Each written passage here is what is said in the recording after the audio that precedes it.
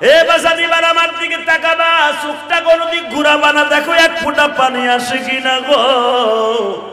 এই পৃথিবীতে চোখের পানির চাইতে দামি কিছু নাই গো বাবা।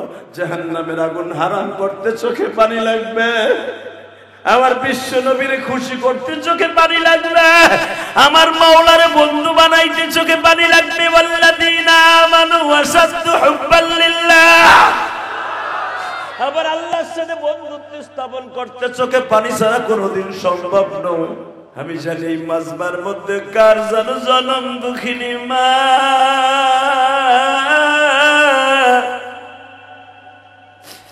কার যেন জনম দুঃখ মিয়া বাবা।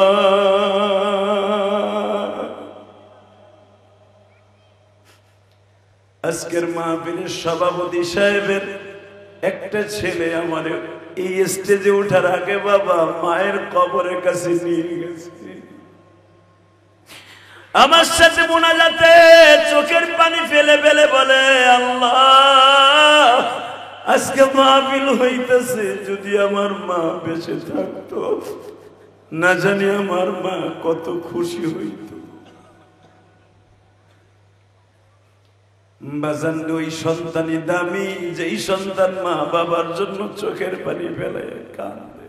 বাজান তুমি আর আমিও যখন বাঁশবাগানে ঘুমিয়ে থাকবা, সন্তানগুলা কবরের পাশ দিয়ে হাঁটবে, আমি বসে কবরে দেখবো, কিন্তু আবার সন্তান বলতে পারবে না আমি কবরে কেমন আছি, কেমন আছে মা বাবা কবরে।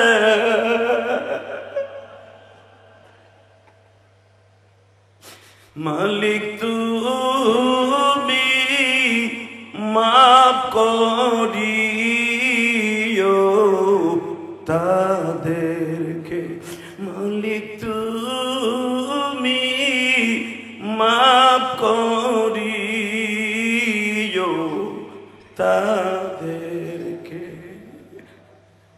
আল্লাহ তুমি চেয়ে দেখো স্টেজে সবাই কান্দে, আমার মতো কে যেন মা হারায়া কান্দে। আজ থেকে 30 বছর আগে মায়ের ডাকটা বন্ধ হয়ে গেছে, বাবার ডাকটা বন্ধ হয়ে গেছে। কত আলেম ভাই আছে ছাত্র জীবনে আমার মতো মা বাবা হারাইছে। আরে দুনিয়ায় কত টাকার মালিক হইল, কিন্তু মা আজকে দুনিয়ায় নাই গো। আজকে বাবা অনেকের কবরে, আল্লাহ যাদের বাবা মা কবরে বিশ্ব নবীর কষ্টের কথাগুলি শুনে যাদের চোখে পানি আসবে, এই শরীয়তপুর নয়ন নরিয়া বদেশ্বর বাজারের মাহফিলে বসিয়া আল্লাহ যারা আজকে কান্না গো, 26 অক্টোবর তুমি তাকায়া দেখো যাদের চোখে পানি, এই চোখে পানিওয়ালা মানুষগুলার তুমি ক্ষমা না করে পারবা না গো মালিক।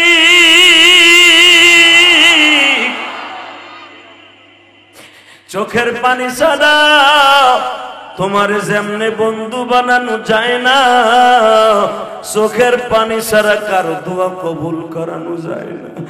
আল্লাহ আমার দাড়ি পাকা বাজানরা বয়া বয়া কান্দে, ইসলামী আন্দোলনের পাগলগুলি কান্দে, ছাত্র শিবিরের বন্ধুগুলা কান্দে। আল্লাহ তুমি তাকায় দেখো, আজ থেকে 2 বছর আগে উলামায়ে কেরাম মুখ ফুলাইয়া কথা বলতে পারে নাই, কত দিক তাকায়া কথা বলা লাগছে। আল্লাহ আজকে মুক্ত কণ্ঠ উলামায়ে কেরাম কথা বলতে পারে। এই বদেশ্বর বাজারে মাদ্রাসায় বসিয়া বিশ্ব নবীর আশিক যেইগুলি বসিয়াছে গো, প্রত্যেকটা মোমেনকে তুমি মোমেন না বানাইয়া কবরে ডাক দিও না। আল্লাহ নবীর কথা শুনিয়া যারা অন্তরে ব্যথা পাইয়া চিল্লানি দিয়া উঠল, তাহলে বুঝা গেল এরা নবীর আসে।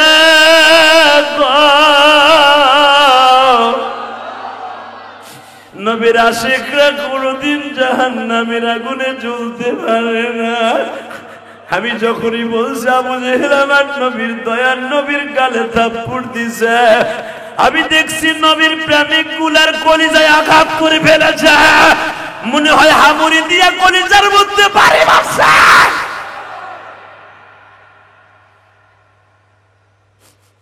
ইকরামা রাদিয়াল্লাহু তাআলা আনহু বলেন, আমি যদি তখন ঈমানদার হইতাম আমার বাবারে 2 টুকরা করে জমিনে ফেলে দিতাম, কিন্তু আমি তো সৌভাগ্যবান এখন, তখন তো আমি বদনসিব, ওই সৌভাগ্যবানের শরীক আমি হতে পারলাম না। আমার নবী আমাদের ঘরের থেকে ছিটকে জমিনে পড়ে গেল। আমার নবী যখন জমিনে পড়ে যাবে, আমার আল্লাহ জিবরাইলকে ডাক দিয়া বলে, জিবরাইল রে, আমার নবী যদি আবু জেহেলের ঘরের দরজার থেকে জমিনে পড়িয়া যায়, আমি আল্লাহ কিন্তু আসমান জমিন একাকার করে ফেলব। তাড়াতাড়ি আমার নবী জমিনে পড়ার আগে বুকের মধ্যে চাইপা ধরলে জিবরাইল। বাজান জিবরাইল জীবনে মাত্র কোনো সময় লাগায় নাই, 1 সেকেন্ড একটা সময় আছে দুনিয়ার। জিবরাইল 7,500 বছরের উপরের রাস্তায় সিদরাতুল মুনতাহায় গাছের নিচে বসেছিল। বাজান রে ক্যাশ বল যেমনি একটা খেলোয়াড় ধরে, জিবরাইল আমার নবীর ওখান থেকে হাত পাতিয়া বলে, নবী গো, আপনি জমিনে পড়ে গেলে আমার চাকরি নট হয়ে যাবে। নবীর বুকের মধ্যে নিয়ে চাইবা ধরে বলে, নবীজি একবার যদি অর্ডার পাইতাম গো, বেঈমানের বাড়িটা আসমানে লয়ে যাইতাম। আমার আল্লাহ কওমের লুতরে 40 বছর খালি পাহারা দিয়ে রাখছে। লুত নবী যখন বলছে আর সহ্য করতে পারি না, আসমানে উঠাইয়া দাও, আমি জিবরাইল আসমানে উল্টাইয়া ফেলছি। নবী এই জমিনটারে পাক্কা শহরটারে আসমান পত্র উল্টাইয়া ফেলবো যদি একটা বার অর্ডার পাই গো নবী। নবী আমার ঘাটটা ফিরাইয়া বিড়বিড় করে বলে, জিবরাইল রে, তোমার তো চাচা নাই, তোমার তো মা বাবা কেউ নাই,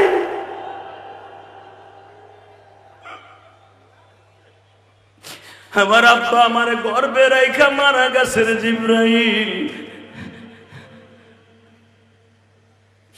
আমার বাবার আদর দিয়ে যদি কেউ বড় করে চাচারা করছে, আমি কোন রকম পারি না আবার চাচার বাড়িটা আসমানে তুলে নিয়ে যাইতে, বরঞ্চ তুমি আমার শিখায়া দাও, আল্লাহুম্মা হাদিনা ফীমান হাদাইত ওয়া আফিনা ফীমান আফাইত, আল্লাহুম্মা গফির লি কওমি ফাইন্নাহুম লা ইয়ালামুন।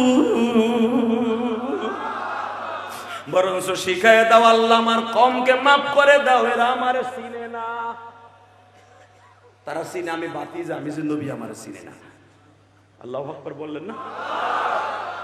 এ নরিয়ার ভাইরা, বজেশ্বরের ভাইরা, 26 অক্টোবর প্রমাণ করে দেবে। এখন একটা লোক মাথা ঘুরাইবা না।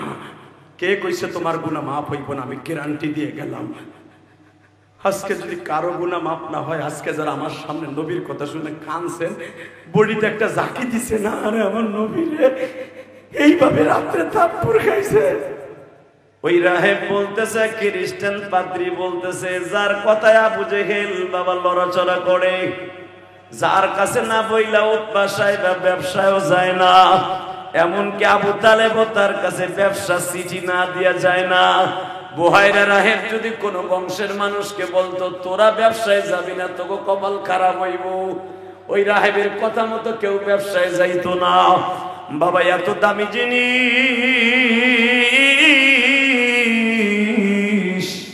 নবীর বাপ ছাড়া পর্যন্ত তাদের কথা ছাড়া চলতো না। রাহেব যখন দেখছে আমেনা তারে কোলে নিয়ে গেছে, একটা লাফ দিয়ে বলে, আমেনা রে,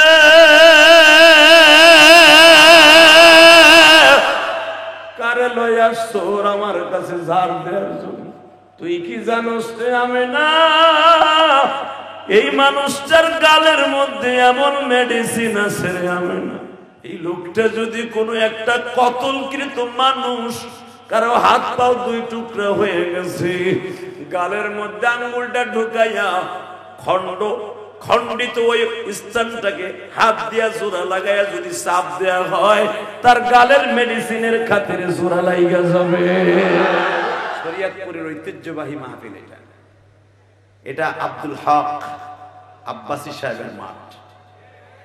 এই মাঠে তাফসীর শোনার পরে যদি আপনারা আগে চাষিরা মাটির পাতিলে বাড়াইতো ৩-৪ দিন রোদ্রে শুকাইয়া কেদা কুদা দিয়া, কথা কর না কেন, পট করে যদি মাটির হাড়িটা আপনি পানিতে দিয়া চাউল দিয়া পাক করে দিবেন, চাউলও নাই, পানিও নাই, পাতিলাও নাই, ওটা বাড়াইতে হয় কেদা দিয়া, চুন চুপড়ি দিয়া, ৩ দিন পরে ভাত রাঁধতে হয়।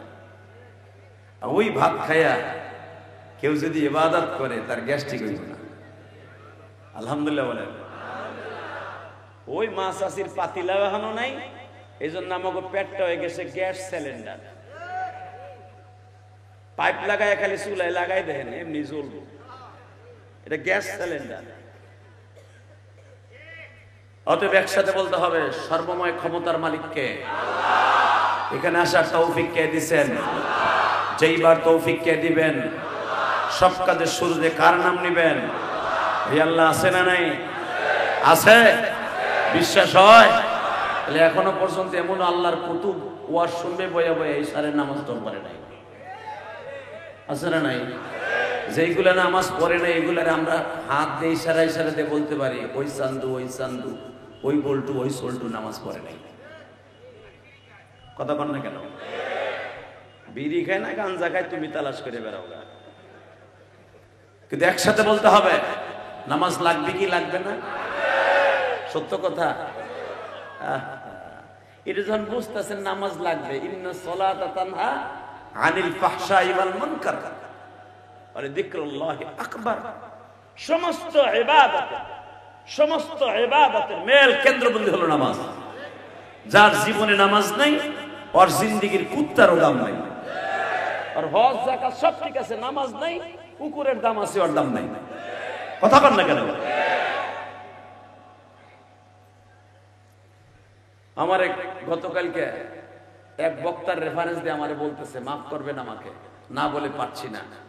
হুজুর, মা খাদিজা যখন জীবনে একটা রোজাও রাখে নাই, পর্দাও থাকে নাই, জীবনে কোনোদিন নামাজও পড়ে নাই, তাহলে আমরা না বললে অসুবিধা কি? আসলে এমন কোন আলোচনা করা যাবে না যেটার কারণে আমার মা বোনরা এমনি নামাজ পড়ে না, পর্দায় থাকে না, চলে অস্ট্রেলিয়ান গরুর মতো। এই জাত যদি শুনে যে মা খাদিজা নবীর প্রথম বউ হইয়া পর্দা করে নাই জীবনে একদিনও, তো মহিলা তো কইব তুই ওই চিংচিম পাকা চি চি চি, আমরাও লাগামহীন কুত্তার মতো চলবো। কথা বল না কেন?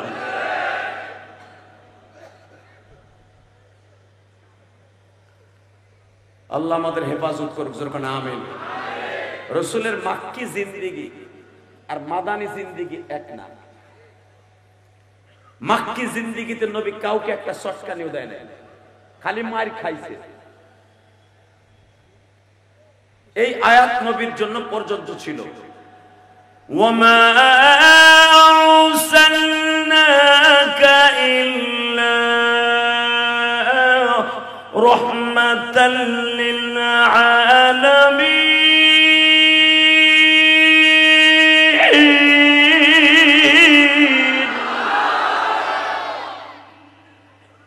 এই আয়াত যদি মদিনায় চলতো, আপনি সারা দুনিয়ার রহমত কেউ থাবুরও দিবেন না, গোয়াকাও দিবেন না, কেউ ঘুষিও দিবেন না, নিজেও ঘুষি খাইবেন না।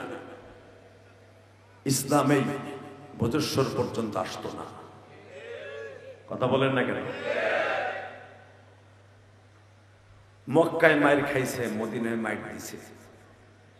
আলহামদুলিল্লাহ বলেন। তাহলে এবার সব শক্তি দিয়ে বলতে হবে সর্বময় ক্ষমতার মালিককে। ওই আল্লাহ যদি হয়, আল্লাহ যদি বেশি খুশি হয় নামাজের দ্বারা, তাহলে আজকে মাহফিলের 3 দিন ব্যাপী মহা সম্মেলনের তাফসীর কোরআন মাহফিলের আজকে দ্বিতীয় দিনের সমাপনী রজনীর ওয়াদের প্রারম্ভে ওয়াদা দেন, জীবনে এক ওয়াক্ত নামাজ ছেড়ে দিবেন না। ওয়াদের লাস্টে ওয়াদা নাই, বক্তায় দেখা গেছে 13 জন আছে, 14 জন নাই। ওয়াদের শুরুতে ওয়াদা নিব, হাত উঁচা করে বলেন জীবনে এক ওয়াক্ত নামাজ কে কে পড়বেন? এক ওয়াক্ত নামাজ ছেড়ে দিবেন না। দেখেন আল্লাহকে হাত উঁচু করে দেখান, দেখান আল্লাহকে, জোরে একটা ডাক দেন তো, আল্লাহ বলে ডাক দেন, ডাক দেন, জোরে ডাক দেন, ডাক দেন, ডাক দেন। এই আল্লাহকে জোরে একটা ডাক দাও, ডাক দাও, ডাক দাও, ডাক দাও। নিজের হাতে বান্দা তুমি বানায়া কোনদিন মাফ না করে ছেড়ো না। তুমি যদি মাফ নাই করবা মাওলা বান্দার,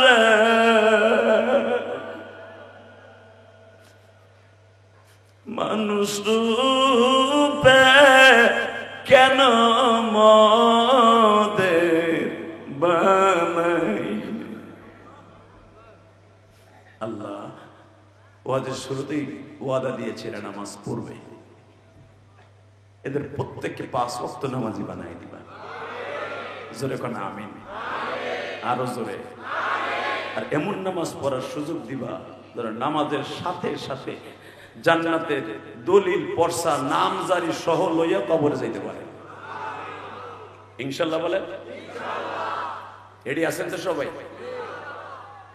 আমি যদি বলি একটা কথা প্রশ্নের উত্তর চাই, জোরে দিবেন তো? আমরা কি আগে কোন মানুষ? আমরা কি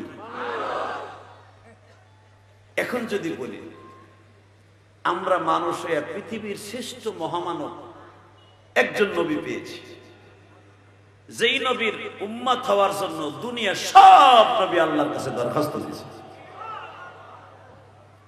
তো এমন একজন নবী পাওয়ার পরেও যদি কোনো মানুষ মনে মনে ভাবে যে আমার আরো কিছু দরকার, আমি মনে করি ওই লোকটার ইমানের মধ্যে ভেজাল আছে।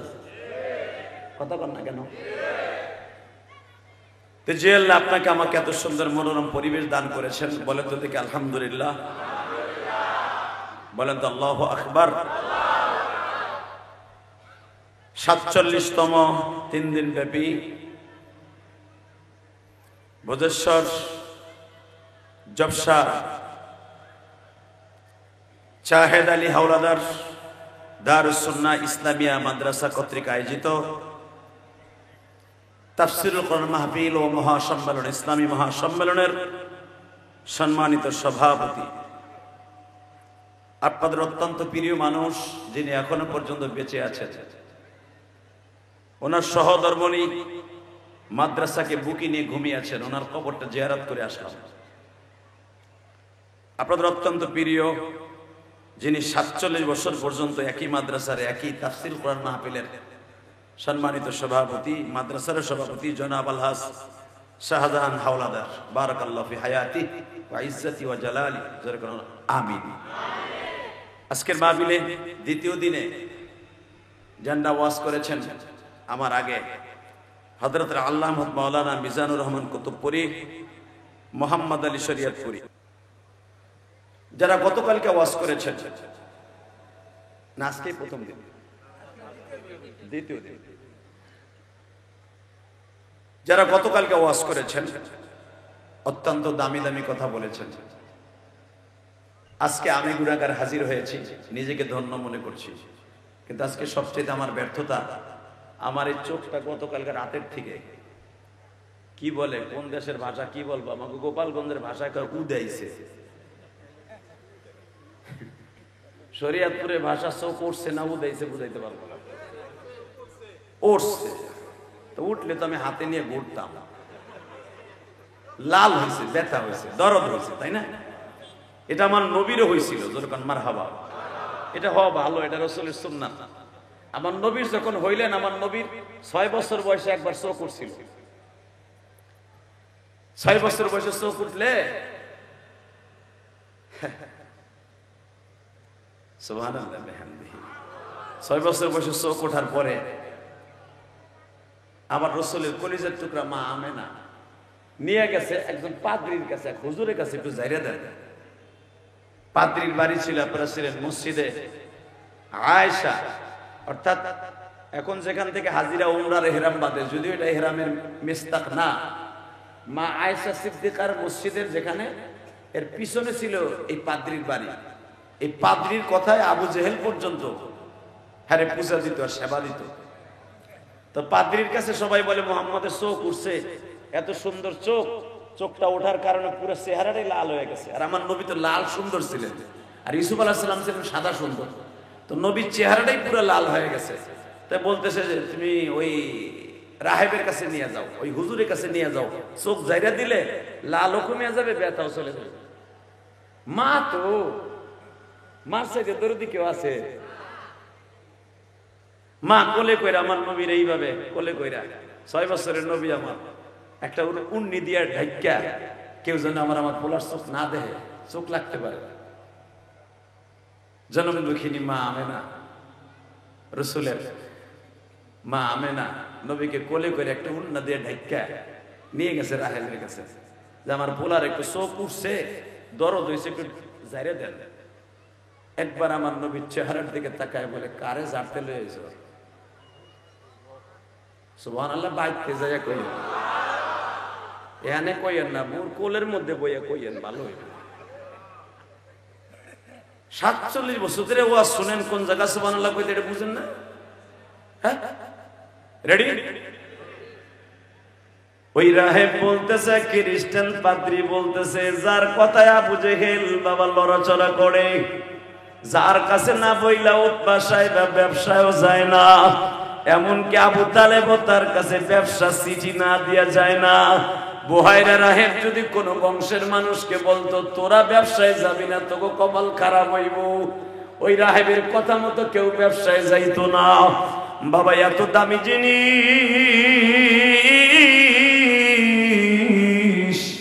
নবীর বাপ ছাড়া পর্যন্ত তাদের কথা ছাড়া চলতো না।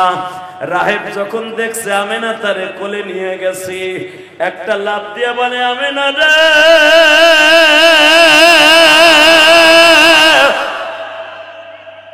কারে লইয়া আসছোর আমার কাছে ঝাড় দেওয়ার জন্য?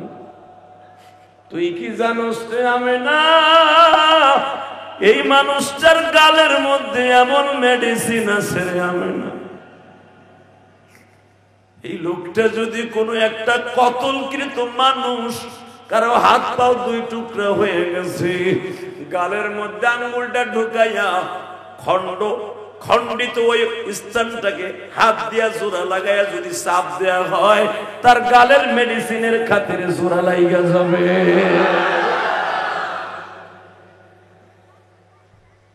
আমি না আপনি কোন হে, তুই কারে জারে দিতে কইছিস আমারে? হ্যাঁ, এ কবে জন্ম নিছে?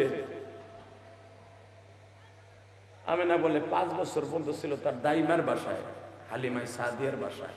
জন্ম নিছে তো 5 বছর হয়েছে, 8 মাস ধরে আমার কাছে আইছে। আর এই মুহূর্তে আইসার পরে চোখটা উঠছে, যারা দিয়ে দেন না। আমি না রে, এই লোকটার মুখের দিকে তাকাইয়া সারা পৃথিবী বানাইছে আল্লাহ। আমি না, আমি তার নবুয়তি পর্যন্ত বেঁচে থাকবো না, তার নবুয়তি পর্যন্ত বেঁচে থাকবো না। তুই কি জানোস রে আমি না, তার চরিত্রের গ্যারান্টি আল্লাহ কোরআনে কি দিবে শুনেল? যদিও এটা আরবি কালাম, কিন্তু একদিন কোরআন হয়ে যাবে। সে বলছিল তার আরবি কথা, আমার আল্লাহ কোরআনে বলে এইভাবে, ওয়া ইন্নাকা লাআলা খুলুকিন আযীম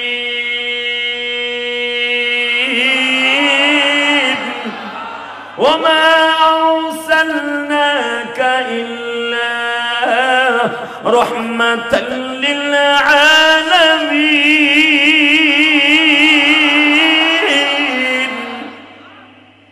আমি না, এই লোকটারে তার রব এই আয়াতগুলা দিয়ে ভূষিত করবে সম্মানে। এরে নিয়ে যা, কিচ্ছু করতে হবে না, দেখ আমি কি করি। নবীর এই আঙ্গুলটাকে গালের মধ্যে দিয়া একটু লালা, নবীর গালের লালা নবীর গালের চেহারার মধ্যে দিয়া চোখের মধ্যে একটা ঘষা দিছে, চোখের লালও নাই, ব্যথাও নাই, কিচ্ছু নাই। জোরে জোরে জোরে জোরে জোরে জোরে। এখন একটা কথার উত্তর চাই, যেই নবীর চোখের নিজের লালায় নিজের কাজ হয়, যেই নবীর চোখের লালায় সাহাবীদের সমস্ত বডির মধ্যে যত ক্ষত স্থান হইতো, ওই জায়গাগুলো নবীর লালা লাগাই দিলে মলমের সাথে কাজ করতো। ওই নবীর যদি বাংলার জমিনে কোন নাস্তিক গালি দেয়, চরিত্রহীন বলে গালি দেয়, ওই নবীর কোরআনকে নিয়ে যদি অবজ্ঞা করে, নবীর কোরআনকে, এত কষ্টের কোরআনকে নিয়ে যদি কেউ কটূক্তি করে, নবীর নাম নিয়ে যদি কেউ কটূক্তি করে, জীবনের বিনিময়ে হলো আওয়ামী লীগ করি, বিএনপি করি, জামাত করি, জাতীয় পার্টি করি, জাথর বাসদ, যেই যেই দল করি, ইসলামী আন্দোলন করি, যদি নবীর চরিত্র নিয়ে কেউ কথা বলে ওর জায়গায় পুঁতে ফেলবো, জায়গায় পুঁতে ফেলবো। কাকে কে রাজি আছে আল্লাহকে দু হাত তুলে দেখায় দাও।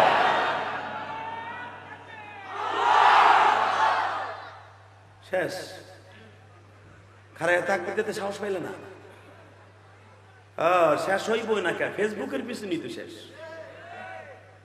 এই সারা দুনিয়া প্রমাণ করে দিবেন আমার কলিজার টুকরার নবী পৃথিবীর শ্রেষ্ঠ নবী। একটা আয়াতের তাফসীর করে বিদায় নেব।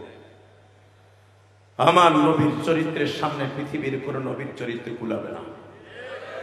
কথা বলে না কেন? মুসা আলাইহিস সালামের চরিত্রের মধ্যে তার কওমের মানুষেরা কলঙ্ক ঢেলেছিল।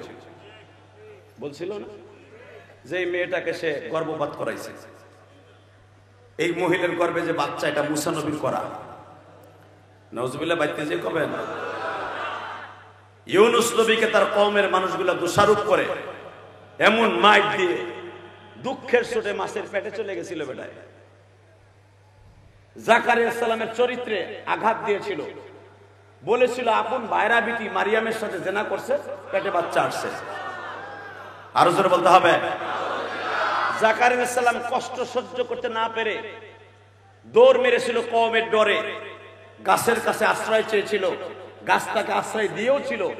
মালিক বলেছিল আন্নাল কুওয়াতা লিল্লাহি জামিআ, আমি সর্বময় ক্ষমতার মালিক, আমার কাছে আশ্রয় না চাইয়া নাসরুম মিনাল্লাহি ওয়া ফাতহুন করিব ওয়া বাশশিরিল মুমিনিন, মুমিনের সাহায্য তার কাছে থাকে, আমার কাছে না চাইয়া চাইলে গাছের কাছে দেহি ধরে গাছ কেমনে বাঁচায়। গাছ দুটুকরা করে ফেলেছিল, জাকারিয়া আলাইহিস সালামও দুটুকরা হয়ে গিয়েছিল। তার চরিত্রে বাইরা বিটির কলঙ্ক দিয়েছিল তার কওমের মানুষগুলি।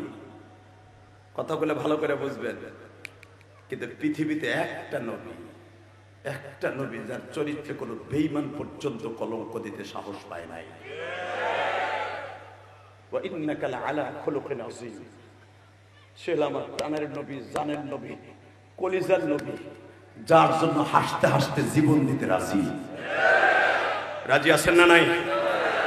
ওই নবীর জীবন দেওয়ার জন্য তাকবীরের ধ্বনি দিয়ে পুরা শরীয়তপুর নয়, মাদারীপুর, শরীয়তপুর, ফরিদপুর, চাঁদপুর, রংপুর, দিনাজপুর, এই মুসলমানের বলা কোন পুর বাদ থাকবে না, কোন গঞ্জ বাদ থাকবে না, সারা দুনিয়া কাঁপায় দিব। নবীর ইজ্জত নিয়ে কেউ সিনেমিনি খেলবে, আর জায়গায় পিতে ফেলবো, আর জায়গায় কাইতে ফেলবো। রাজি আছো না নাই? কে কে রাজি আছো? দেখি আল্লাহ কারা করে হাত উঁচু করে দেখায় দাও।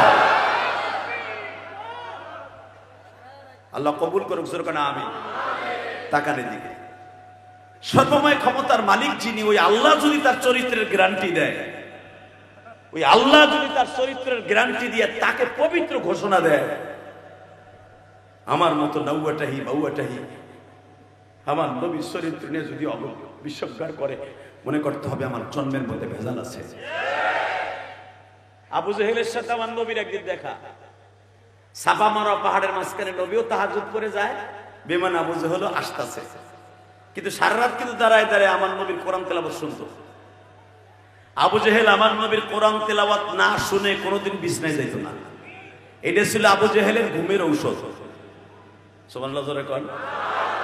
এটা ছিল কিসের ঔষধ? ঘুমের ঔষধ ছিল। আবু জেহেল নবীর কোরআন তেলাওয়াত না শুনলে ওর ঘুম আসতো না। হালাকে কোরআন বিরোধী ছিল, কিন্তু আজকে নবী যাচ্ছে নামাজ পড়ে, তখন তার নামাজ ফরজ হয় নাই, নবী যাচ্ছে বাসায়, আর আবু জেহেল কাবায় ঢুকতেছে। নবী জিজ্ঞেস করে, চাচা আসসালামু আলাইকা ইয়া চাচা আম্মি, আর আবু জেহেল কয় আসসালামু আলাইকুম মুহাম্মদ। আবু জেহেল কইতেছে তুই মর। নবী উত্তর না দিয়া আবার রিপিট করছে আসসালামু আলাইকুম ইয়া উম্মি। উম্মি চাচা আল্লাহ রহমত আপনার উপর বর্ষিত হোক। আর আবু জেহেল কইতেছে আসসালামু আলাইকুম মুহাম্মদ ইবনে আব্দুল্লাহ, তোর পরে মরণ বর্ষিত হোক। নবী আস্তে করে বললেন, চাচা আমি যদি ওয়ালাইকুম আসসালাম বইলেই ফেলি, আপনি 5 মিনিটও বাঁচবেন না। আমি জানি আপনার হায়াতে জিন্দেগি আরো কিছুদিন আছে, আমি আপনার রিপিট করব না যে আপনি মরেন, তবে আমি আপনার রহমত কামনা করছি। কি চাচা আপনি কি বিশ্বাস করেন আমি যদি বলি তুই মর আবু জেহেল, আপনি মরে যাবেন? আবু জেহেল কি বলে এখন কানবেন, মুহাম্মদ তুই যদি আমার দিকে থুতু নিক্ষেপ করস আমি মরে যাবো, আমি জানি। আল্লাহ যারা সুবহানাল্লাহ আস্তে কইছে গো বাড়ি ঘর তুমি চিনি, চাচাই যদি আস্তে কয়ে জানি যাইয়া দেয় চাচি নাই। রেডি? মুহাম্মদ আমার জন্মের মধ্যে ভেজাল আছে, তুই নবুয়তির ভিতরে কোনো ভেজাল নাই। চাচা তারপর আপনি গ্রহণ করেন না কে?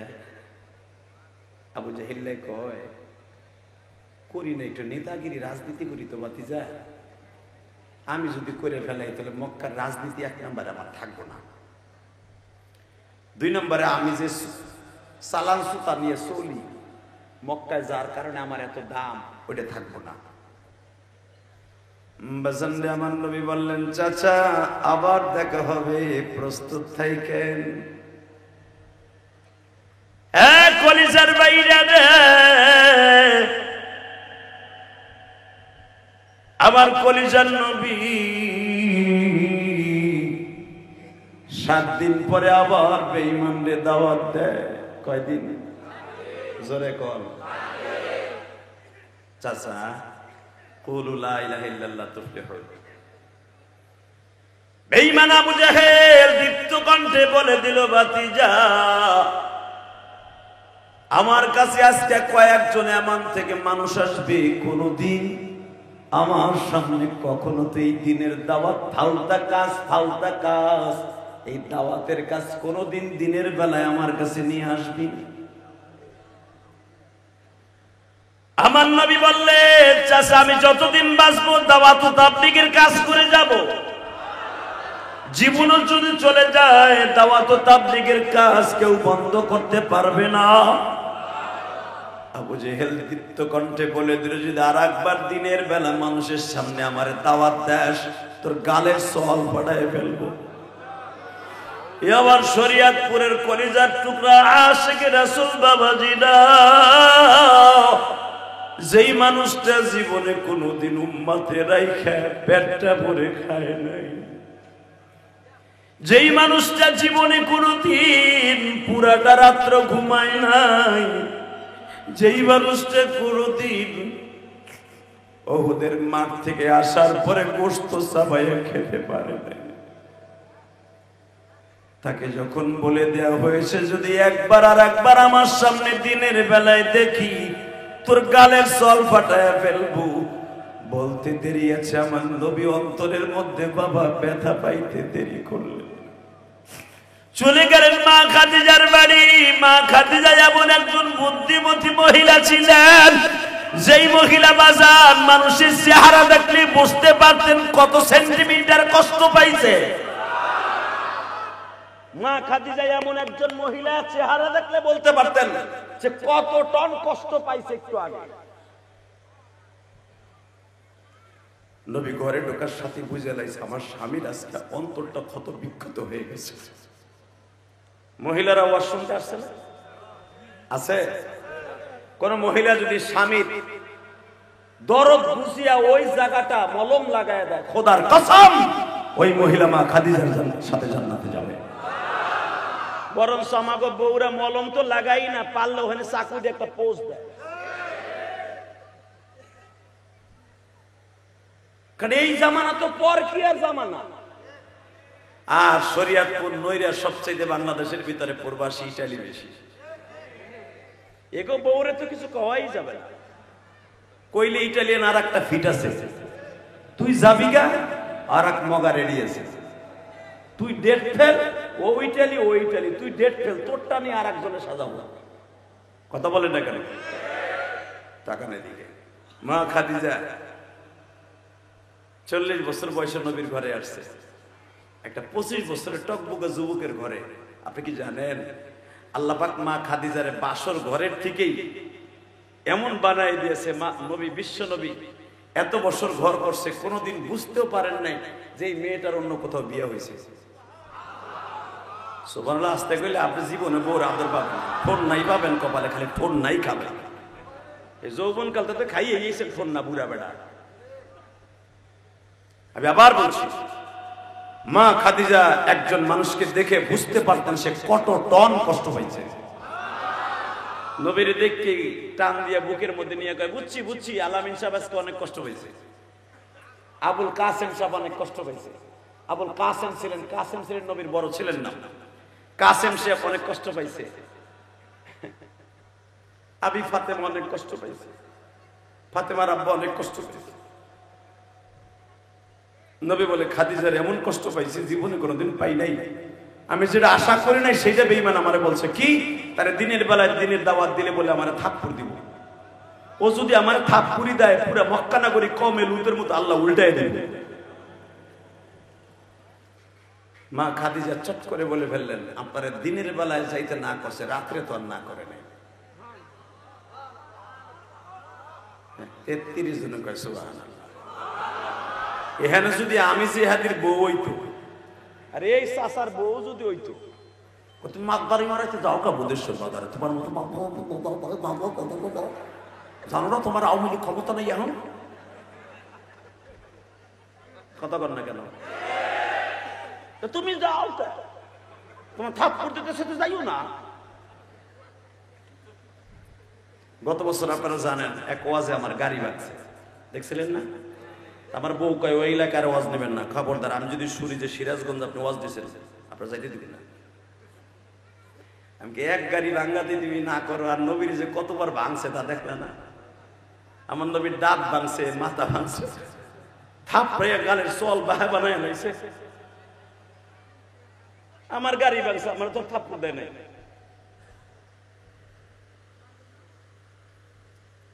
কষ্ট হইতেছে আপনাদের? শুধু আমার দিক তাকায় থাকবেন। 47 বছরের ভিতরে গুনাহগার আমি এই বছর আসছে, আমি তো আর চান্স পাই নাই, আসতে পারি নাই। আর এই মাঠে কিভাবে কথা বললে এই মাঠ জমবে, আমি হুজুরকে কিছু ডেকোরেশন দিছি, দিক নির্দেশনা দিছি। এই আলোকপাতে যদি হুজুরের সামনে হাঁটে, এটা তাফসিরের মাঠ আবার পুরো হয়ে যাবে। কারণ হক আব্বাসী সাহেবের স্থান বাংলাদেশের তাফসিরের জগতে কেউ নিতে পারে নাই। কারণ আমরা তো আগা নাই মাথা নাই, কোন আনে শুরু করে সে মানে শেষ করে আমি নিজেও জানি না। কারণ মানুষের সাহায্য হইয়া আমরা মারি ওইটা। কথা বলে না কেন? আব্বাসী সাহেবের জামানায় তাফসীর শোনার লোক 4 ঘন্টা সময় নিয়ে আসতো, আর এখনের পোলা পান একটু পরে বউ কুতুম করে লিং দিব, ও বুতুম করে দৌড় মারব। তা ওরে দিতে হবে জাকানাকা দিল কানা, ওরে বহা করাই রাখতে হইবে।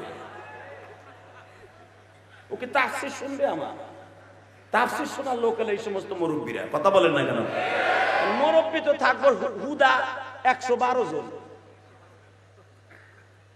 শুধু আপনাদের খেদমত আরজ করতে চাই, কোরআনের মজমায় বসে যদি কোনো মানুষ চাতক পাখির মতো বক্তার দিক তাকায় থাকে, বক্তার চোখ আর শ্রোতার চোখ যদি এক হয়, 2 চোখের মিলন হওয়ার কারণে রব্বে কারীম মাঝখানে তাকাইয়া তাদের জীবনের সব সগীরা গুনাহ মাফ করে দেয়।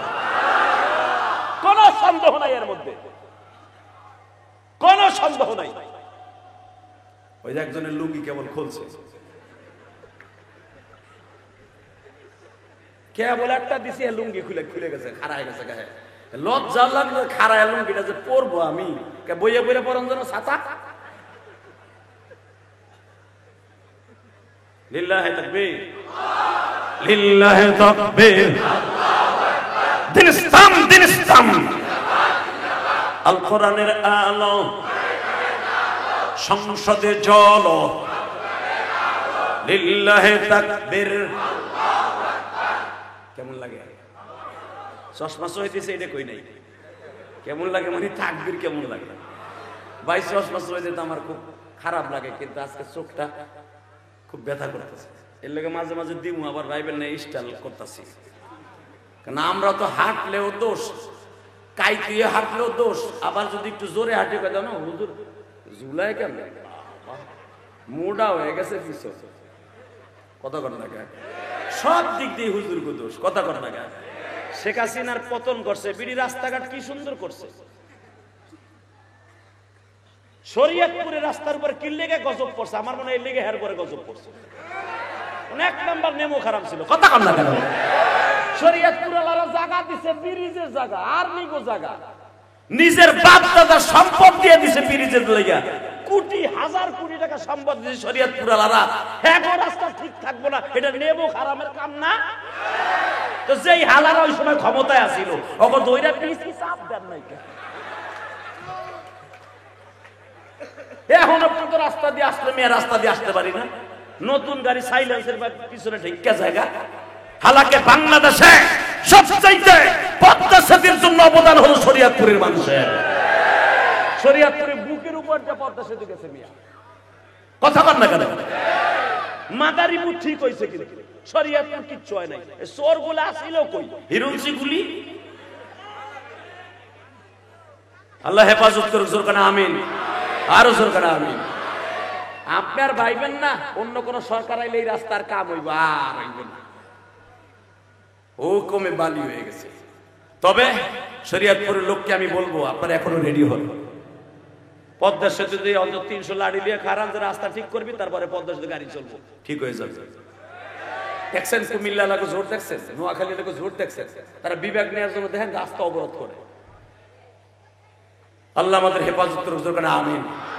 এই শরীয়তপুরের রোডের কারণে মাহফিল লাইলে একবারে আল্লাহ সাক্ষী।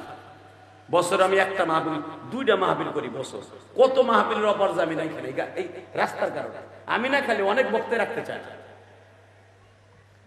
কষ্ট হইতেছে। শুধু আমার দিক তাকাবেন, বেশি রাত করবো না, কারণ কালকে মেলা রাত হবে তো, কালকে তো লাস্টের দিন। শুধু আমার দিকে তাকাবেন। ওই মহিলা সবচাইতে দামি, যেই মহিলা স্বামীর চেহারা দেখে বলতে পারে যে আমার স্বামীর কোন জায়গায় ব্যথা, টান দিয়া বুকের মধ্যে নিয়ে কয় দেখেন ব্যথা কি, আর সে চাই কি বলে ফেলছে। আপনারা দিনে যাইতে না করছে, রাত্রে তো না করে, তারপরে কান্তাছেন কেন? নবী বলে খাদিজা এটা তো আমার জেহেনে ছিল না, আমার জেহেনে তো এটা ছিল না। যে ঠিকই তো কইছে, আমার দিনে যাইতে না করছে, রাত্রে তো আর বিমান যাইতে না করেন, রাত্রে তো ওপেন। বাজান এখন দিলটা নরম করবেন, আমি দেখবো নবীর আশিক কারা কার চোখে এক ফোঁটা পানি আসে। আমার বিশ্ব নবী বললেন খাদিজা আমারে রেডি করিয়া দাও। কোন বিবি যদি এই হাদিসের সূত্রে পাওয়া যায় স্বামীর দিনের কাজের জন্য আগায় দেয়, ওই স্ত্রীটাও জান্নাতে যাবে গো বাবা। সরমনের মাহফিলের জন্য যদি কোন মহিলা বেডিংটা বাঁধিয়ে দেয়, টুঙ্গির ইস্তেমা যাওয়ার জন্য যদি কোন স্ত্রী বেডিংটা আগায় দেয়, ইসলামী আন্দোলনের কাজ করতে যায় যদি রাসূলের বিরোধী যারা আছে তাদের বিরুদ্ধে আন্দোলন করতে যায়, যদি বিবি তাকে বলিয়া দেয় তুমি এই কাজে যাও, অবশ্যই 100% ওই মহিলার মা খাদিজার গাড়িতে জান্নাতে যাবে। এ বাসানি বার আমার দিকে তাকাবা, চোখটা কোনদিক ঘুরাবা না, দেখো এক ফোঁটা পানি আসে কিনা গো। এই পৃথিবীতে চোখের পানির চাইতে দামি কিছু নাই গো বাবা।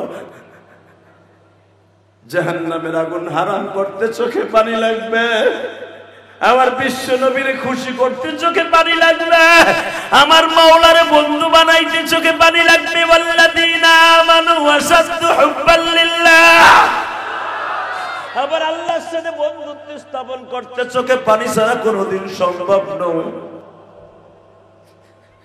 আমি জানি এই মাজবার মধ্যে কার যেন জনম দুঃখিনী মা,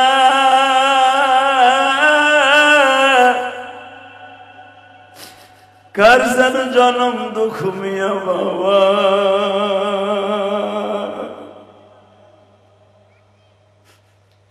আজকের মাহফিলের সভাপতি সাহেবের একটা ছেলে আমার এই স্টেজে ওঠার আগে বাবা মায়ের কবরের কাছে নিয়ে গেছে,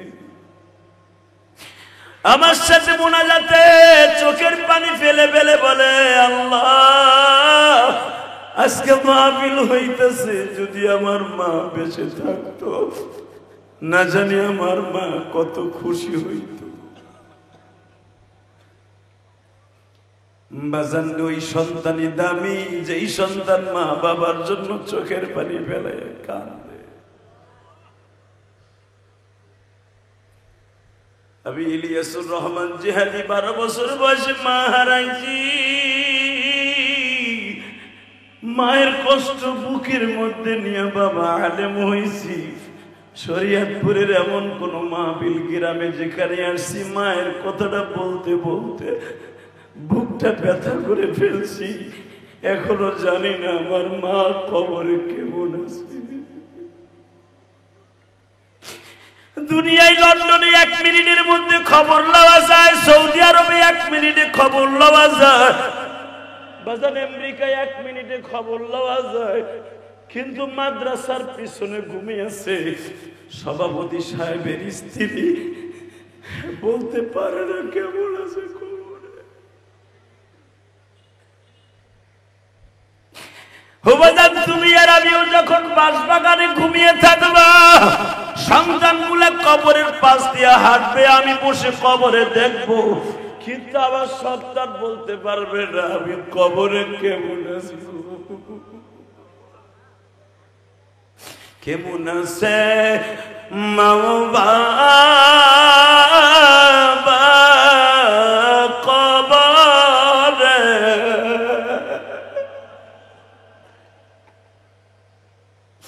মালিক তুমি মাফ করিও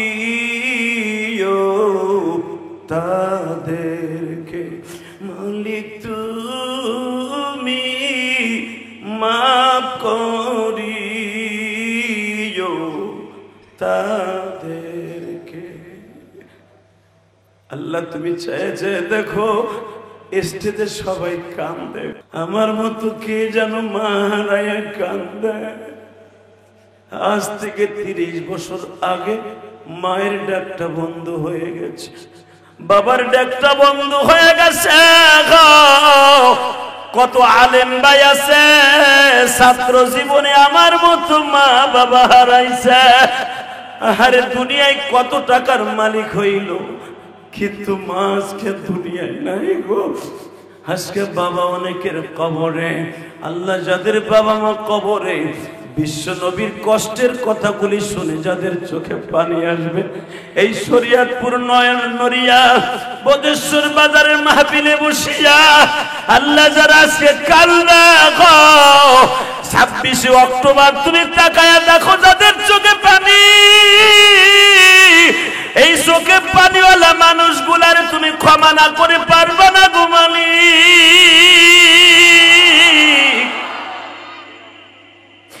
চোখের পানি ছাড়া তোমার যেমনে বন্ধু বানানো যায় না, চোখের পানি ছাড়া কারো দোয়া কবুল করানো যায় না। আল্লাহ আমার দাড়ি বাগা বাজানরা বয়া বয়া কান্দে, ইসলামী আন্দোলনের পাগলগুলি কান্দে, ছাত্র শিবিরের বন্ধুগুলা কান্দে। আল্লাহ তুমি তাকায় দেখো, আজ থেকে 2 বছর আগে উলামায়ে একরাম মুখ ফুলাইয়া কথা বলতে পারে নাই, কত দিক তাকায়া কথা বলা লাগছে। আল্লাহ আজকে মুক্ত কণ্ঠ উলামায়ে একরাম কথা বলতে পারে। এই বদেশ্বর বাজারে মাদ্রাসায় বসিয়া বিশ্ব নবীর আশিক যেইগুলি বসিয়াছে গো, প্রত্যেকটা মোমেনকে তুমি মোমেন না বানাইয়া কবরে ডাক দিও না।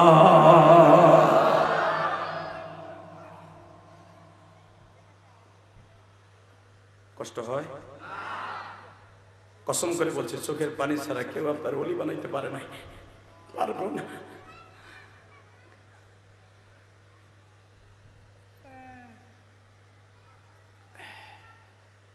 খাদিজা, এই কথাটা তো আমার জেহেনে ছিল না, তাহলে এর দ্বারা বোঝা যায় নবী আমার গায়েব জানতেন না। কথা বলেন না কেন? যদি কেউ বলে নবী গায়েব জানে, ও টাটকা শয়তান। ঠিক আছে, আমার রেডি করে দাও। মা খাদিজা চাদরটা উঠাই দিলেন গায়ে, আলহামদুলিল্লাহ বলেন, মুজাটা পরাই দিলেন। কোন স্ত্রী তার স্বামীরে মুজা পরাই দিলেন, এটা সুন্নাতে রাসূল, সুন্নাতে মা খাদিজা। বউ মুজা পরাই দেবে কি? উল্টা বিলে হ্যাঁ রে পরাই দেন লাগে। পানের ডিব্বা বউ আগাই দেবে কি? হ্যাঁ রে পান গালের মধ্যে ডুহাই দেন লাগে। কথা কর না কেন? আল্লাহ, চোখটা খুব যন্ত্রণা করতেছে, দোয়া করেন আমার জন্য। যখন আমি কানতে গেল, যখন লোলা পানি লাগে সিলিক মেরে ওঠে। আমার নবীর মা খাদিজা চাদরটা গায়ে দেয় সুন্দর করে সাজাইয়া, মনে হয় নশা যাইতেছে দিনের দাওয়াত দিতে, সাজাই দিয়া জুতাটা সোজা করে দিয়া জুতার ফিতাটা লাগাই দিয়া বলে বেঈমান যদি আপনার গায়ে আঘাত করে আপনার দৌড় দেওয়ার লাগতে পারে, জুতাটা ছড়িয়ে গেলে অসুবিধা আছে, জুতাটার ফিতাটা লাগাই দেয়। কাঠের জুতার নবী আমার সুন্দর করে শীতের মৌসুম ফিতাটা লাগাই দিয়া বলে যান আপনি না আসা পর্যন্ত এই দরজা চৌকাট ধরে খাড়াই থাকবেন। জোরে জোরে জোরে জোরে জোরে জোরে জোরে জোরে জোরে আপনি না আসা পর্যন্ত এই দরজার চৌকাটটা ধরে যেখানে ধুয়ে গেছেন এমনি থাকবেন। প্রথম যে আমার নবী ডাক দিছে, নবী যখন হিজরত করে আবু জেহেলের বড় ছেলের নাম ছিল ইকরামা। কি নাম? জোরে বলেন নাম কি? কত নায়ক নায়কের নাম জানো? বুড়া দাড়ি পাকা বাপ, এইটার নাম জানো না কেন? আবু জেহেলের বড় পোলার নাম ইকরামা। কি নাম? জোরে কোন, আরো জোরে। রাদিয়াল্লাহু তাআলা আনহু। যদিও বাপ শয়তান দেখেন পোলাটা জান্নাতি। আল্লাহ সুবহানাহু ওয়া তাআলা আস্তে কইছে গো বাড়ি ঘর তুমি চিনো বেটা, যাওয়ার আগে বোবা বানায় হেলাইবা। রেডি? ইকরামাকে জিজ্ঞেস করা হয় হিজরতের পরে, উহুদের যুদ্ধের পরে, ইকরামা একটা কথা জিজ্ঞাই, কি তোর জীবনে এমন কিছু দেখছো? কারণ তোর বাবা তো ছিল মক্কার প্রেসিডেন্ট, তোর বাবা ছিল মক্কার সবচেয়ে কাট্টা শয়তান, তোর বাবা আমার নবীর অনেক অত্যাচার করছে, এমন একটা অত্যাচারের বিবরণ দিয়ে তো দেখি যে তুই সচক্ষে দেখছো আর তোর কাছেই খারাপ লাগছে, বল তো ওই দিনটা কি? ইকরামা বলে ভাই তোকে পাও দর্শি কোনদিন আমার কাছে ওই রাতের কথা জিজ্ঞেস করিস না, যেই রাতে আমি পাগল হইয়া মক্কার অলিতে গলিতে ঘুরছিলাম, কিন্তু আমার বাবা ছিল জানোয়ার, আমিও ছিলাম জানোয়ার। আল্লাহু আকবার জোরে বলতে হবে। নবী মুহাম্মদ কি জিনিস আমি তখন বুঝতে পারি নাই। সব সাহাবীরা দৌড়ছে, না বললে সারুম না, কহ ওই রাতটা কোন রাত? তাহলে শোন, রবিউল আউয়াল মাসের 24 তারিখ দিবাগত রাত্রে রাত 11:30টার সময় আমি আমার পাশের রুমে ঘুমাই, আমার আব্বা 17 বন্ধের রুমে ঘুমায় আর আমি দোতলা রুমে ঘুমাই।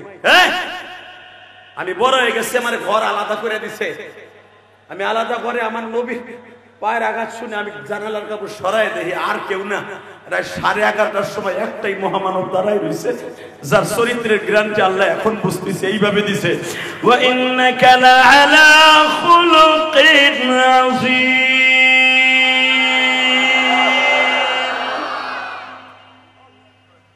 লাকাদ কানা লাকুম ফী রাসূলিল্লাহি উসওয়াতুন হাসানাহ।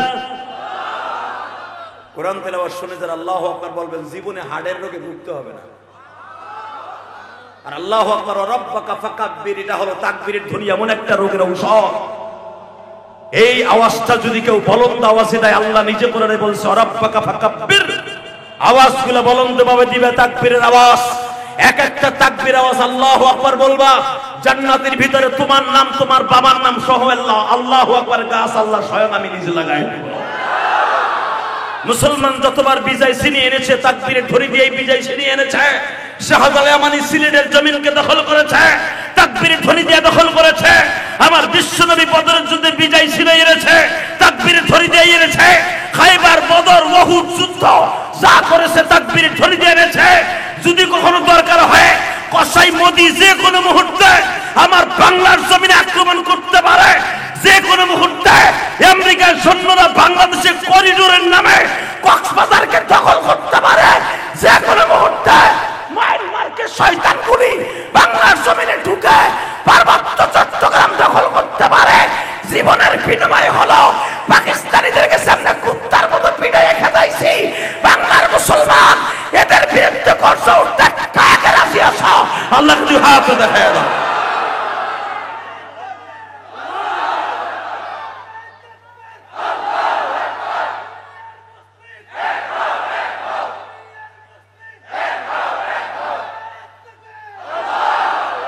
বারাকাল্লাহু ফি হায়াতি, আল্লাহু আকবার।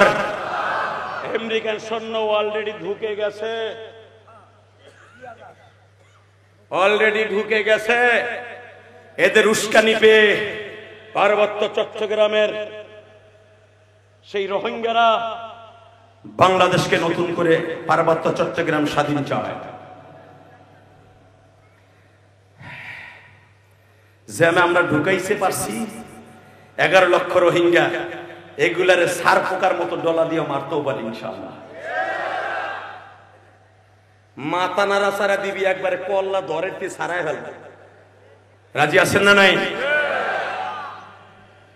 কষ্ট হবে? চলে যাবেন? শুধু আমার দিক তাকায় থাকবেন। আমার বাংলা মায়ের 1 ইঞ্চি জায়গা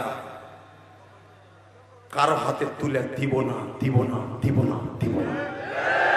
রক্তের বন্যা বয়ে যাবে, করিডোরের নামে আমেরিকার হাতে কক্সবাজার কোনোদিন তুলে দিব না ইনশাআল্লাহ। আমার দেশ শস্য শ্যামলা সোনার দেশ, আমার দেশের মতো এরকম সোনার বাংলাদেশ পৃথিবীর কোথাও নাই।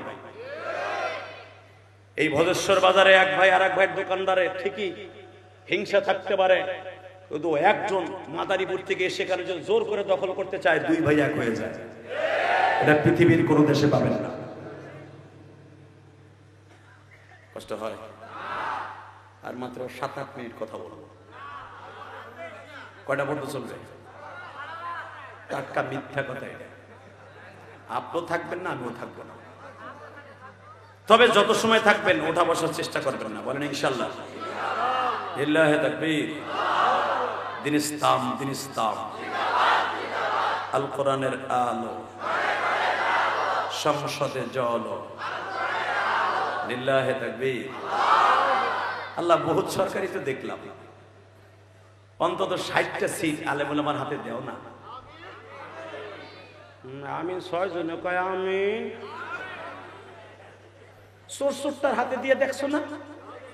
মামুনুল হকের মতো যদি একটা মুজাহিদ সংসদে যায়, অন্তত নটটুকি মুমতাজের মতো তার কেউ যেতে পারবে না।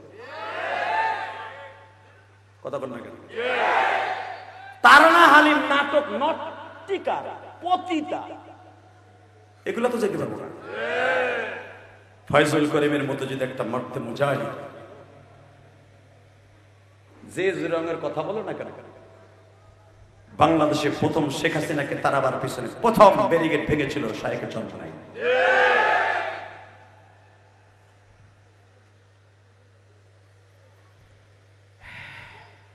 কিন্তু এখন দেখতেছে হ্যাঁ তারাই অশান্তি নেই, দেখতেছে এই তো ভালো আছে। যার জন্য তাড়ানো হয়েছে তাতে আরো 10 গুণ বেশি হইতেছে। কথা কন না কেন? জাল লাগে করলাম চুরি, এক বেড়ায় বউরে খুশি করার লেগে মুরগি কেনার পয়সা নাই, বউ পয়সা 2 কেজি ওজন একটা দেশি মুরগি আইন তো, বেড়া সারাদিন ঘুরে পরে ইশারে পরে মুরগিটা লয়ে এসে বউকে, হারে কি সুন্দর মুরগি রাখে, কই পাইলা? অনেকের বাপ এত সুন্দর মুরগি। কে? ওই যে আকরামের খোয়ার আছে, আকরাম ভাই এগুলো রাখবেন না। আকরামের খোয়ারা ছিল, সারাদিন ঘুরছে, বোটে ঘরে ঢোহেই না। মাগরিবের পরে ঢুকছে, চাদরের ভিতর করে লয়েছে তোরে খুশি করতে। বউ সিল্লানি দিয়া ঘরে তা বাইরে, আকরাম রে তোর মুরগি আমার ঘরে। স্বামী মুখ সাইফে ধরে কয়, জাল লেগে করলাম চুরি। এত আসতে পেলেন কে চান্দু চাচা? আল্লাহ হেফাজত করুক, জোরে কোন আমিন। কষ্ট হইতেছে? হ্যাঁ, যাই দিন ভালো যায়, সামনে যত আসে বিপদের আশঙ্কা বেশি। জানি না কি হবে, রাজনীতি করি না, এ ছাতা বুঝতেও চাই না। তবে একটা জিনিস বুঝি, সামনের দিনগুলো আমাদের ভালো হবে না। এখনো পর্যন্ত সময় আছে, ইসলামী যে আসুক, বিএনপি আসুক, আওয়ামী লীগ আসুক, জামাত আসুক, ইসলামী আন্দোলন আসুক, খেলাফতের মধ্যে যে আসুক, আমরা কিচ্ছু চাই না, শুধু ঈমান নিয়ে বাঁচতে চাই। ইনশাআল্লাহ বলেন লিল্লাহি তাকবীর। এই আওয়াজটা দিয়েন মাঝে মাঝে, তাহলে বুঝবো ব্যাটারি ঠিক আছে, নাহলে ব্যাটারি ফিউজ হয়ে গেছে। রেডি আছেন তো? ইকরামা রাদিয়াল্লাহু তাআলা বলেন, আমি ওই রাতের কথা বর্ণনা দিতে গেলে আমি এখনো পাগল হয়ে যাই। কি ইকরামা, বল না ভাই, বল বল। তাহলে ওই রাত্রে আমি ছাড়া, নবী ছাড়া, আর আমার ওই নিষ্ঠুর বেঈমান বাপ ছাড়া কেউ ওই দৃশ্য দেখে না। কি দেখছো ক? এখন কাঁদবেন। দেখেন তো নবীর লেগে এক ফোঁটা পানি আসে কিনা? যুবক ইকরামা মাত্র 23 বছরের যুবক। কয় বছর? 23 বছরের যুবক। ইকরামা বলে, ভাই তোমরা যখন ধরেছো তাহলে শোনো, আমি জানালা কবর সরিয়ে দেখি রহমাতুল আলামিন আমার বাবার ঘরের দরজায় 11:30 সময় দাঁড়ায় আছে। ঘরের দরজা টোকা দিয়ে বলে ফাতাহনা, খুলে দেন দরজাটা। দরজা খোলার সাথে সাথে আমার বেঈমান বাবার হাতের মধ্যে চামড়ার শক্ত মোজা লাগানো ছিল, উটের চামড়ার শক্ত মোজা। আমার নবীরে বলে ঢোক ঘরের মধ্যে। নবী তো সহজ সরল মানুষ, নবী তো গায়েব জানে না যে আমার আব্বা কি করব। আবার নবী বোর্ডের মধ্যে বড় আশা লইয়া মনে মনে ভাবছে চাচা মনে হয় ঘরের মধ্যে নিয়ে গোপনে কালেমাটা পড়বো, আমি যে উদ্দেশ্যে আইছি আমার উদ্দেশ্য হাসিল হইব। আমার দয়ার নবী সবে মাত্র পাওটা দিতে দেরি আছে, আবার বেঈমান বাবা এমন জোরে থাপ্পড় দিছে,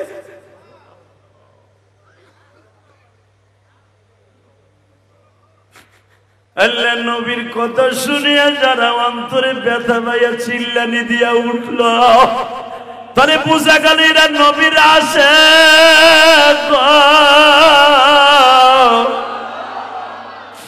নবীর আশিকরা কোনদিন জাহান্নামের আগুনে জ্বলতে পারে না।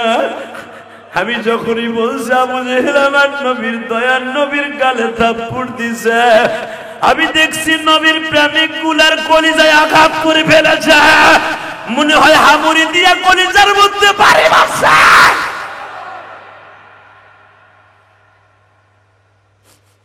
ইকরামা রাদিয়াল্লাহু তাআলা আনহু বলেন, আমি যদি তখন ঈমানদার হইতাম আমার বাবারে 2 টুকরা করে জমিনে ফেলে দিতাম, কিন্তু আমি তো সৌভাগ্যবান এখন, তখন তো আমি বদনসিব, ওই সৌভাগ্যবানের শরীক আমি হতে পারলাম না। আমার নবী আমাদের ঘরের থেকে ছিটকে জমিনে পড়ে গেল। আমার নবী যখন জমিনে পড়ে যাবে, আমার আল্লাহ জিবরাইলকে ডাক দিয়া বলে, জিবরাইল রে, আমার নবী যদি আবু জেহেলের ঘরের দরজার থেকে জমিনে পড়িয়া যায়, আমি আল্লাহ কিন্তু আসমান জমিন একাকার করে ফেলব।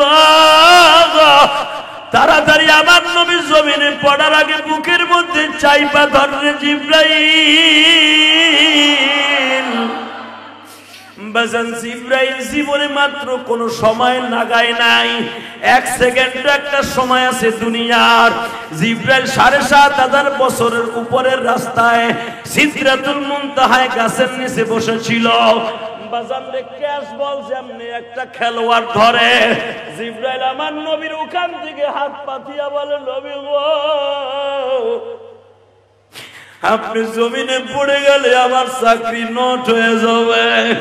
নবীর বুকের মধ্যে নিয়ে চাইবা ধরে বলে, নবীজি একবার যদি অর্ডার পাইতাম বেঈমানের বাড়িটা আসমানে লয়ে যাইতাম। আমার আল্লাহ কওমের লুতরে 40 বছর খালি পাহারা দিয়া রাখছে।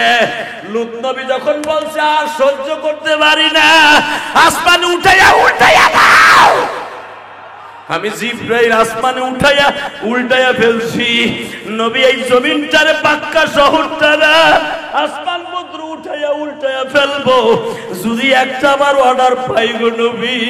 নবী আমার ঘাটটা ফিরাইয়া বিড়বিড় করে বলে, জিবরাইল রে, তোমার তো চাচা নাই, তোমার তো মা বাবা কেউ নাই,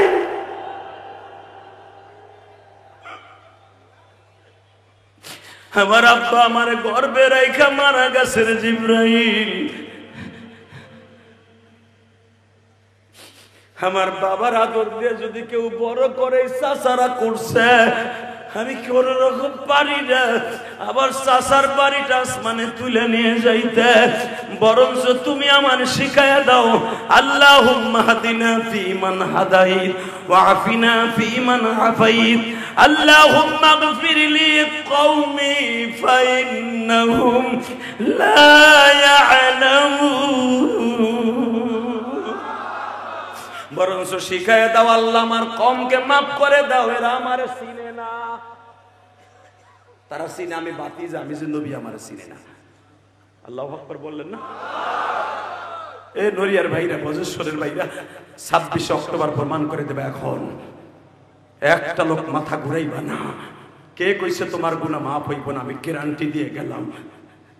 আজকে যদি কারো গুনাহ মাফ না হয়, আজকে যারা আমার সামনে নবীর কথা শুনে কানছেন, বডিতে একটা জাকি দিছে না, আরে আমার নবীরে এইভাবে রাত্রে থাপ্পড় খাইছে। ইকরামা বলেন, আমি ভাবছিলাম যে আল্লাহ ভাঙ্গে দৌড় দিব, করলো কি আমার বাপে। তখন নবীর সামনে আলকামা দাঁড়ায়, ওই আকরামার সামনে ইকরামার সামনে আলকামা দাঁড়ায় ছিল। আলকামা দৌড়ে যে ইকরামার গলা চিপতে ধরছে, তোর সামনে নবীরে থাপ্পড় দেয়, ওক শত্রু, তুই কি প্রতিবাদ করতে পারলি না? ইকরামা বলে, আমারে মারো, পর্যাপ্ত পরিমাণ মাইর দাও, কোনো প্রতিবাদ করবো না আজকে। তবে এর চাইতে আরো সিরিয়াস শুরু কে? আমার নবী আঁটুতে ভর দিয়ে আবার দাঁড়াইছে, বেঈমান আমার বাপে আর একটা থাপ্পড় মারবে।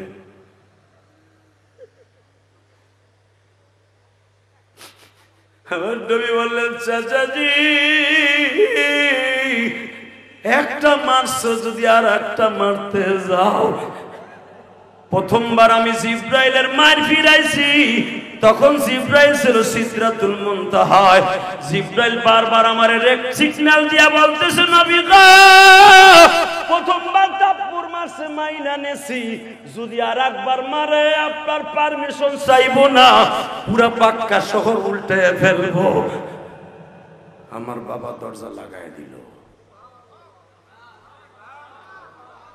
এখন চিল্লাবেন আর কানবেন, আমি দেখবো কে গুনাহ মাফের আশা নিয়ে আজকে মাহফিলে আসছে।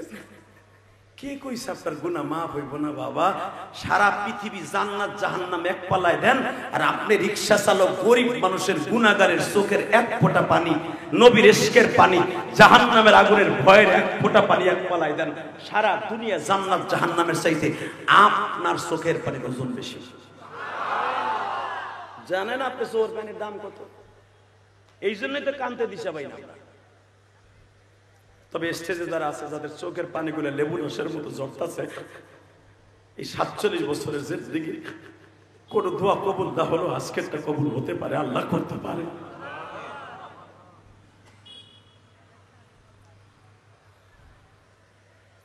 নবী আমার এইভাবে তাকার, মাথার পাগড়িটা খুইলা এইভাবে সাইফা ধরে বাসায় গেছে। বেঈমানের থাপ্পড়ের আঘাতে নবীর এই গালের তলের মধ্যে 5টা আঙ্গুল বইয়া পড়ছে, কুলবালিশের মতো উঁচু হয়ে পড়ছে। কারণ আমার নবী তো তুলার চাইতে বেশি নরম ছিলেন। সামাইলে তিরমিজি দারছে, আমার নবীর মতো নরম পৃথিবীতে কোনো মানুষ বানায় নাই। নবীর গালে আল্লামা আজিজুল হক বুখারী শরীর মধ্যে লেখা, দেখবেন দাওয়াতুন নবীর মধ্যে এইভাবে সাইফা ধরে বাসায় গেছে। মা খাদিজা তো জানতেন কতটুকু কষ্ট নিয়ে আমার স্বামী আইছে। টান দিয়ে হাতটা সরাই ধেই ধেই হেনি কি হয়েছে, সাইফা ধরে ঢুকছেন কেন? দেখে গালটা উঁচু হয়ে গেছে। 5টা আঙ্গুল বেঈমানের হাতের ছাপ নবীর গালের মধ্যে লেগে গেছে। আমার মা বোনেরা যারা ওয়াজ শুনতে আসছেন পারবেন স্বামীর এইভাবে সান্ত্বনা দিতে। একটা টান দিয়ে বুকের মধ্যে সাইফা ধরে বলে, আমি খাদিজা এখনো মরি নাই, আমার সম্পদ নিয়ে আজকে আবু জেহেল কোটিপতি, আমার ব্যবসা করে আবু জেহেল আজকে মক্কায় সম্ভ্রান্ত হয়েছে, আমি খাদিজা এখনো মরি নাই। আমার স্বামীর গায়ে যে আঙ্গুল দিয়ে আঘাত করেছে, ওই হাতের কবজি আমি কেটে দিব, ওই হাতের কবজি আমি কেটে দিব, ওই হাতের কবজি আমি কেটে দিব, আমি খাদিজা মক্কা নগরীতে আগুন লাগায়া দিব। আমার নবী বলে, প্রতিশোধ তুমি কি নিবা? তোমার তো চোখ নাই, ওই চোখ নাই, তুমি দেখতে পারবা। তোমার বাড়ির দরজায় এখনো পর্যন্ত জিবরাইল দাঁড়ায় আছে প্রতিশোধ নেওয়ার জন্য। খাদিজা রে, আমি প্রতিশোধ দেই না, শুধু একটা কথা বলি, মাক্কে জিন্দিগিতে আমি প্রতিশোধ দিব না। মাদানী জিন্দিগিতে অথবা অন্য দেশে যাওয়ার পরে নবীরা হিজরত করে যেরকম শান্তির পতাকা উড়িয়ে নিয়ে এসেছিলেন, যদি কখনো আল্লাহ আমাকে এই দেশ ছাড়ার কথা বলে কোন দেশে স্থলাভিষিক্ত করে, সেদিন দেখাই দেব বেঈমানকে কত ধানে কত চাউল, কত ধানে কত চাউল, কত ধানে কত চাউল। মনে রাখবেন, যারাই নবীদের চোখের পানি, আলেমদের চোখের পানি ঝরাবে, ওদের গজব তসবিহ টানার মতো ওদের উপরে পতিত হবে। শেখ হাসিনা দেশ উন্নত করেছে, বাংলাদেশের এমন কোন কাজ নাই সেক্টরে করে নাই, রাস্তাঘাট সবকিছু করেছে, যে বাবি হোক করেছে, আজকে তারপরে গজব করেছে একমাত্র আলেম ওলামার চোখের পানি খাতিরে। তাহলে ওই বিবির উপরে গজব করবো কে? তার কিছু অসাধু মন্ত্রী ছিল, এমপি ছিল, যেরকম আপনাগো এই শরীয়তপুরে একটা ছিল অপু, কথা কন না কেন, কাউয়া কাদের, এই যে আইনমন্ত্রী লুচ্চাটা যে সেরিগো দেখলে তিরিং তিরিং করতো, ও বিদেশে বর্মনে গেলে 1 ডজন লয়ে যাইতো, বুড়া কাম হয় না তাও সাথে লয়ে যাইতো। খুলে দাও, ওরা যতবার বিদেশ গেছে সেরি লয়ে গেছে, কথা বলেন না কেন? টাকলা মুরা কাম হয় না তাও মাহিয়া মাহির লাগে মারে।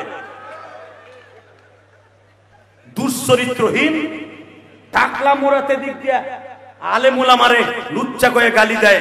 আল্লাহ বলে আলেমরে গালি দিছ তোর কোমর ফাঁস করে দিল, কথা বলেন না কেন? মামুনুল হকরে গালি দিছিল এই টাকলা মুরাত লুচ্চা কইয়া। রাগ করতেছে করেন না, আর দাওয়াত দেবেন না, এটা আমি জানি না। এই বছর বক্তা পান না এর লেগে মারা দিছেন, এটাও আমি জানি না। শুধু দীপ্ত কণ্ঠে না দেওয়ান লাগবে না, অত সহজে পাওয়া যায় না। যে শুধু দীপ্ত কণ্ঠে একটা আওয়াজ শুনতে চাই, আলেমদের দিকে যারা ইন্ডিকেট করে তাকাবে, যারা আলেমদের চোখের পানি ছড়াবে, টুডু টুমরু বাংলার জমিনে তার আলেমদের চোখের পানি খাতিরে গজব আসবে। শেখ হাসিনা যদি আবার কোনোদিন ক্ষমতায় আসে, অন্তত এই বেরির শিক্ষা যদি হয়, কোনোদিন আলেমদের চোখের পানি ঝরাবে না। আর মাত্র 3 মিনিট কথা বলো। হ হ হ